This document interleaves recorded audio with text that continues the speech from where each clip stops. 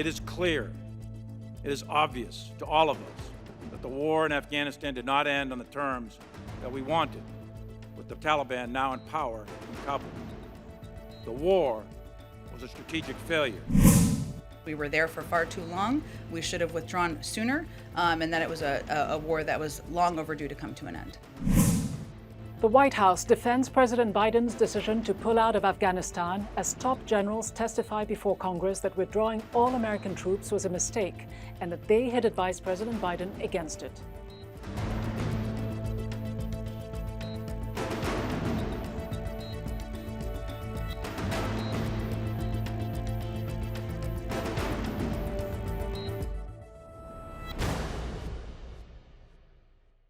Hello and welcome to Inside America with me, Ghida Fakhry. During a politically charged hearing before the Senate Armed Services Committee last week, with Republicans seeking to place the blame for the fallout from the U.S. troop withdrawal from Afghanistan on President Biden and Democrats pointing to ill-advised decisions by President Trump, the chairman of the Joint Chiefs of Staff, General Mark Milley, and the head of U.S. Central Command, General Kenneth McKenzie, told Congress that they had advised President Biden against a full withdrawal and recommended keeping a military presence in Afghanistan. General McKenzie said he had believed, quote, for quite a while, that if the United States reduced the number of its military advisors in Afghanistan below 2,500, the Kabul government and the Afghan military would inevitably collapse. He said in addition to the morale-depleting effects of the Doha Agreement signed in February 2020, the troop reduction ordered by Biden in April was, quote, the other nail in the coffin. I think the Doha Agreement and the signing of the Doha Agreement had a really pernicious effect on the government of Afghanistan and on its military, psychological more than anything else. So going below 2,500, I think, was the other sort of nail in the coffin, if you will, that allowed the Afghan government, that led to conditions where, first of all, we could no longer see what was happening to the force because our advisors were no longer down there with those units. Defense Secretary Lloyd Austin testified that he agreed with McKenzie's analysis. He added that the Doha Agreement signed between the United States and the Taliban also committed the U.S. to ending airstrikes against the Taliban. As a part of that agreement, we agreed to cease conducting air operations against the Taliban. So the Taliban got stronger. They increased their offensive operations against the Afghan security forces. And the Afghans were losing a lot of people on a weekly basis. In addition to that, we caused them to release 5,000 prisoners, and those prisoners, many of those prisoners, went back to fill the ranks of the Taliban. So they got a lot stronger. They continued their attacks. We got smaller. Last week's House and Senate hearings marked the beginning of what is likely to be an extended congressional review of U.S. failings in Afghanistan, especially after years of limited congressional oversight of a war that ended up costing American taxpayers $2.3 trillion. During the hearings, the evacuation of 124,000 people out of Afghanistan was praised by the chairman of the Joint Chiefs of Staff as a, quote, tactical, operational, and logistical success. However, today an estimated 53,000 Afghan evacuees remain stuck on 8 military bases across the U.S., and thousands more await their fate on bases overseas. As many as 14,000 Afghans are expected to begin arriving in the U.S. this week on humanitarian parole, a process by which they're allowed to enter the U.S. without visas. While humanitarian parolees could stay and work in the U.S. temporarily, they are not eligible for the same resettlement services extended to refugees, such as federal cash assistance. For more on the state of Afghans arriving in the U.S., I'm joined by Syed Aka, Chairman of Experts for Relief and Development of Afghanistan. He is also the former Vice President of the Islamic Development Bank. Syed Aka, you are based in Virginia, where many Afghan evacuees are being resettled, I believe over 1,000 Afghans. What is the situation like for them? Bismillah ar-Rahman ar-Rahim. Well, yes, as you have heard and seen that these are some of the people who have been evacuated from Afghanistan, and most of them are still under the process, their documentations and others. A couple of people that I know personally, it has been weeks that they are going through different preparation and vetting process. But some have, yes, been resettled and they have started. Currently, the majority of them are in the military bases in Virginia, in Texas, and other areas.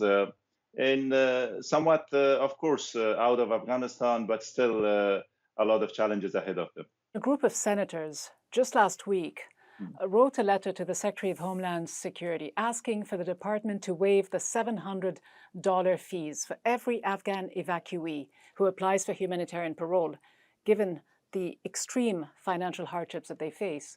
Will these fees be waived? How important is it for them to be waived? I mean, it is very important because I know life for Afghans in the US will not be that easy. People have been here and they may celebrate that they are reached the United States, but as I mentioned earlier in the beginning of my introduction, there is a lot of challenges. These people will have a few months of help and assistance, mainly through some of the charitable organizations. But when the real life challenges hit them, unemployment here in the US is not easy, paying bills and rents and others.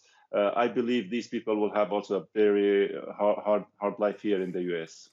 It's a huge financial burden, as you say, on those families themselves, but also on the receiving Afghan communities in the US who sponsor these Afghan evacuees and host them.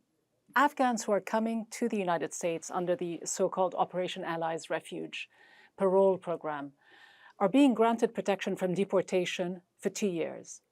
Just 2 years. They're allowed to apply for work authorization, but they do not receive government benefits like resettlement assistance that refugees get.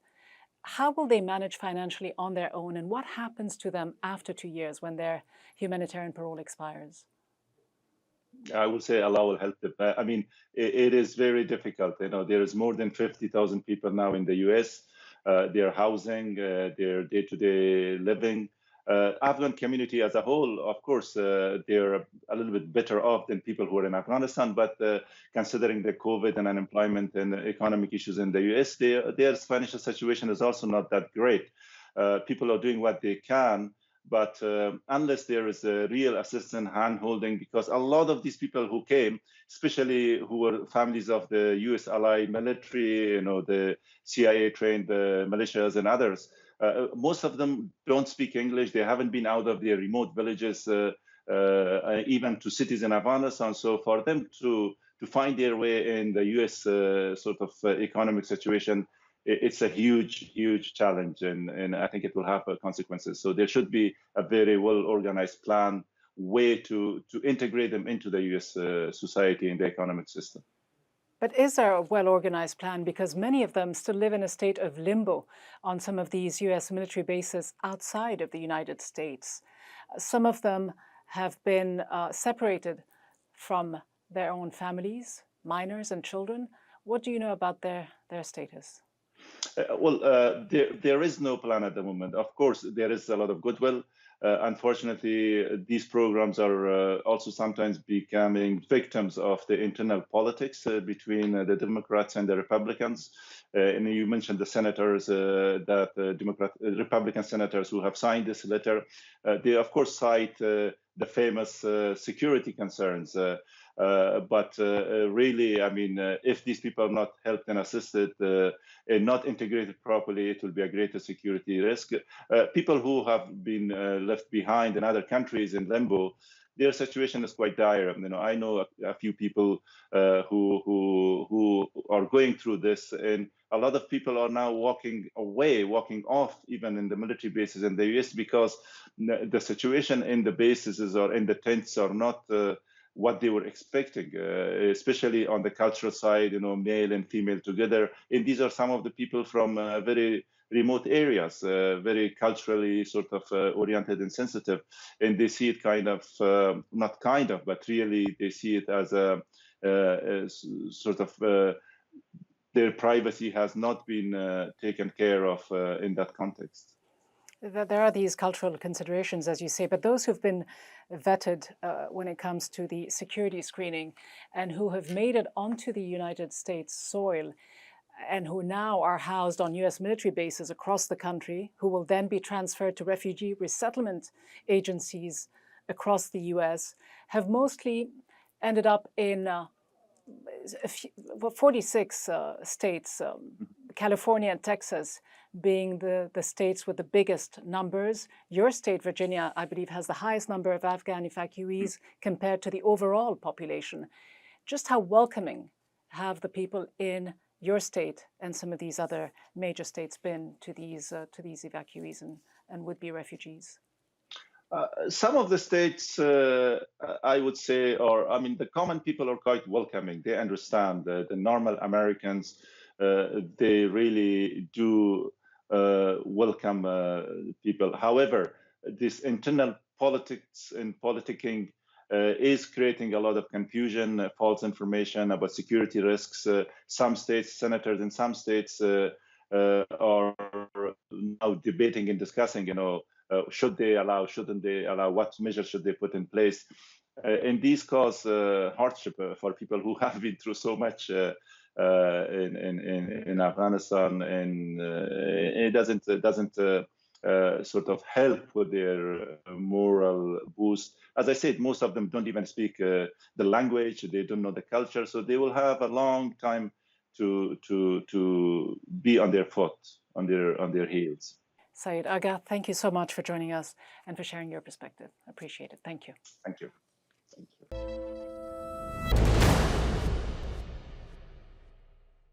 Meanwhile, last week, the U.S. Senate narrowly defeated Republican-backed draft legislation aimed at curtailing assistance for Afghan refugees, while President Biden signed into law a bill to provide $6.3 billion resettlement funding. A new poll released this week shows that a majority of Americans support resettling Afghans into the U.S. 72% of Americans across party lines say they support granting refugee status to those who worked with the United States or the Afghan government if they pass security checks. This includes 76% of Democrats and 74% of Republicans. The poll found that just 9% of Americans were against the resettlement of Afghans in the U.S. For more on this issue, I'm joined by John Zadrozny, Director of the Center for Homeland Security and Immigration at the America First Policy Institute. He's also a former Deputy Assistant to President Trump. John Zadrozny, as someone who previously served on the White House Domestic Policy Council, you've overseen refugee admissions policy under President Trump. A couple of years ago, you were one of the Trump administration officials who argued in favor of slashing refugee admissions to zero. Today, do you believe the U.S. should admit refugees from Afghanistan? Hi, Ghida. Thank you so much for having me on your show. Regarding the Afghanistan population specifically, I think the short answer is yes, regarding some. I think what the concern from what I've seen is it has less to do with the fact that they're from Afghanistan and more to do with the fact that there was virtually no vetting or screening done from the individuals who were loaded onto planes. Americans are very open-armed. Hold on, but that's not factually correct, is it? Because everyone evacuated from Afghanistan is first brought to a U.S. military base, either in Europe or in the Middle East, where they undergo security screenings, fingerprints, biographical details that are run through criminal terrorism-related databases. You know that. So there is screening before they arrive into the U.S., and then they're put through another round of security checks and background checks at immigration when they arrive into the United States. Ghida, I'll be honest, I'm not 100% sure that happened overseas first. And I think the problem is when you have a situation where I think we're upwards of 100,000 now of people who are not SIV, Special Immigrant Visa recipients, or American citizens, and they're being sent to American military bases without a prior overseas screening, that is a bit of a concern. Your scenario is actually the ideal, where someone who... But these are the facts. They are being screened at these U.S. military bases. These are facts. I don't know if that's the case, Ghida. But I will tell you this, like in terms of, let me step back and answer your other question about the refugee population. I think the one thing that I want to stand up for the Trump administration, having worked on this meticulously for 4 years, is that the previous administrations, Republican and Democrat, tended to have unrealistic refugee ceilings. And what we learned is when you had a number that didn't match your government's capacity to vet, people started just trying to rush to meet a number for optical purposes. So what we did slowly over the course of 4 years is we took a step back. We said, look, we've got literally hundreds of thousands of involuntary asylum applicants at our border. Under U.S. law, we're required to evaluate those and accept those if they pass asylum screening criteria. Then we've got this other population of refugees, which are a voluntary population. We looked at the total picture. And when we looked at the total picture, we had to adjust the number to reflect our operational reality. I would note, for what it's worth, that this year, in FY21, which just ended on this past Thursday, the Biden administration has admitted about 15,000 refugees across the globe. That happens to be the number that the Trump administration set in preparation for FY21. So we nailed it pretty much exactly. But if you nailed it, and if you know that there are humanitarian parolees coming into the United States who are undergoing thorough, robust screenings, are you for or against the idea of them coming in when obviously the system is working because just a few cases have been detected of people who have had to be deported or who were sent back to those military bases outside the US? Well, it's a clear-cut yes or no. Should they be brought in if they do pass those security checks? I don't think it's as clear-cut as you're saying. I mean, I would note that there were 2 federal indictments of several individuals for, one was involving sexual assaults on children at the base at Fort McCoy, Wisconsin, and the other was an assault against a female armed services member at Fort Bliss in Texas. What I'm concerned also, and I have to be honest with you, Ghida, I have heard information from people who work for the federal government who have told me that they've been instructed to stand down on screening. So ask yourself the question, if we've done such a thorough job overseas or up front, why any security personnel on DoD premises would be telling their security teams to not look further into the vetting and screening of individuals who may be security risks? That's a red flag for me. Well, it's a red flag precisely because the screening is working. The system is working and detecting those very few cases that you mentioned. The vast majority of Afghan evacuees represent no security threats. I mean, again, I don't know if that's the case, but look, we'll find out. And with any luck, the individuals who mean no harm and are in sincere need of relief are going to get it. But I would just also note one thing for your viewers, which is that the Biden administration, you mentioned it exactly, the Afghan nationals coming in are not being admitted under the refugee ceiling. They're being paroled into the United States. And so it's an entirely different category, but that's okay. That just basically means, though, at some point that if people are deemed unfit, they could be sent home theoretically. So I am just concerned about the overall well-being of American citizens and anyone else who might be in harm's way if we let in the wrong person here and there. If you let in the wrong person, but again, that's why the system is there. Does the US, in your opinion, have a moral duty or responsibility towards those who helped the US military during its 2 decades-long occupation of Afghanistan? Some of these Afghans have worked, as some US officials themselves have stated, not just with the US, but for the US. Ghida, your question's a good one, and I would say yes, except I would make an important distinction. The over 100,000 individuals who were airlifted on an emergency basis out of Kabul, many of them were not the special immigrant visa category of Afghans who helped us in the field. There were some problems historically vetting in the SIV program, but at the end of the day, that's a population that... But you know that this program takes years. Some people have had to wait as much as 3.5 years for this program, for their application to get an SIV to go through. We're talking about a humanitarian emergency situation here. You and I are actually in agreement, and I'm pointing out that the vast majority of people on those planes were not SIV applicants or recipients. They were people who were not part of that population. I cannot emphasize enough that the Biden administration left thousands of those SIV recipients and applicants behind, along with, we don't really know how many American citizens. My only point is that there are people on the planes who are not part of either population. And one other thing, Ghida, I'd like to point out, which I think you'd agree with, is that the Taliban is pretty hostile toward people who are, let's just say, criminal elements, right? So ranging from child abusers to violent individuals. Some of those individuals know that they're not waiting for the Taliban to come meet them in a village near them. Many of them got on those. So if that is the case then, does the US have a moral duty to help these people who, as you say, could be vulnerable to Taliban retribution? Isn't there a moral duty to help them? You've just said it. I think the answer, Ghida, is it depends. I mean, one thing I'd like to point out is if we want a world where people seize control of the democratic reins of power and run their countries, taking every decent person out of a country is really a bad idea. In some ways, we're giving the Taliban the safety valve they need to be a dictatorship. So I understand humanitarian relief in a limited capacity, but when you literally take 1/10,000,000 people, put them on planes and take them out, those are tomorrow's leaders of Afghanistan. We've done them a tremendous service in some respect. I know the Taliban is a violent terrorist organization, but those people are the future. They're not helping Afghanistan if they're in the United States.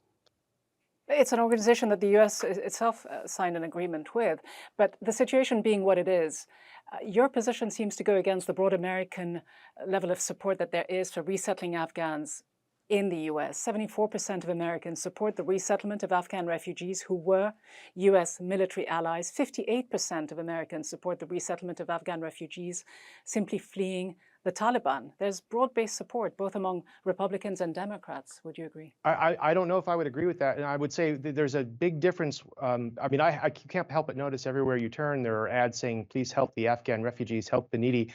I think that's very easy. It's an easy sell when it's pictures of women and children. I think if you were to examine the percentage that was 15 to 45-year-old males, Americans get a little more concerned because that's the prime terror population. And so I'm not saying all of those men are terrorists, but I'm saying some of them are. And I hope we don't find that out soon on American soil. Putting humanitarian and moral considerations aside, and even these arguments you've just made about some representing a national security threat, there are also national security arguments in favor of resettlement. Several top military leaders, as you know, who served during the Trump administration, including the former Secretary of Defense, James Mattis, repeatedly supported the idea of keeping a relatively high refugee ceiling. Others were advocating because of the potential negative effects of American military interests. They did not want to agree with the cuts that some in the Trump administration, including yourself, were pushing for. There was General Votel, Dempsey, McCraven, Hertling, and the list is long. They all told President Trump that the refugee program served, in their words, critical national security interests while also offering life-saving assistance. This is the top military brass saying that there was a compelling national security argument for taking in refugees, especially from countries like Afghanistan. Ghida, the way I would respond to that's a great point. But what I would say to this is that is the overwhelming guilt of military brass from the failure of their invade the world, invite the world scenario. This was their view of the world. We would invade a country, pretty much demolish it over the course of a decade, start to feel guilty, and then ask to take tens of thousands of refugees from those countries. I'd also note, having worked with those military brass you mentioned, they had very little skin in the game from an operational or monetary standpoint. So it was easy for Mattis and others to say, gosh, we should let a lot of people in. I didn't see them cutting checks to the Department of State or the Department of Homeland Security. And they were dumping a huge operational national security burden on domestic personnel. So they just wanted a talking point for foreign cocktail parties, and I can't help them. But is this all down to guilt, seriously? I mean, do you think that the United States can turn itself into a fortress by sealing its borders? Because I know that you served as legislative counsel for the Federation for American Immigration Reform, known as FAIR, which is widely seen as an anti-immigrant group whose key goal is to limit immigration into the US. In fact, its mission statement is to reduce legal immigration by 2/3. Is the goal to reduce immigration from certain countries rather than others? Because, to put it bluntly, as Trump himself said a couple of years ago, why can't we have refugees from Norway rather than other countries, which he characterized in terms I won't be able to repeat right here? Ghida, the way I would put it is that America remains the most generous country in terms of immigration. I would say 99.9% of countries do not accept nearly as many people, nor as diverse a population of people from around the world to become not just workers and occupants, but actual citizens, part of the fabric of the nation. We accept 1 million plus every single year. I dare you to find another country that comes close. And the reality is we do all of this because we want to build the country and make it a better country. Immigration is for Americans. We bring other people in to be part of the family, but it is at the end of the day for the benefit of this nation. And I think other countries have ulterior motives when they're pushing us to do more. But is it fair? Well, you say that, but is it fair to say that you'd rather take immigrants from certain countries rather than others? No, I think the way I would say it is it's important to take people from countries regardless of where they're from, as long as they align with American interests and they serve the best interests of the United States. It doesn't matter whether they're from Afghanistan or Zimbabwe or anywhere in between. John Zadrozny, thank you so much for joining me. Thank you, Ghida.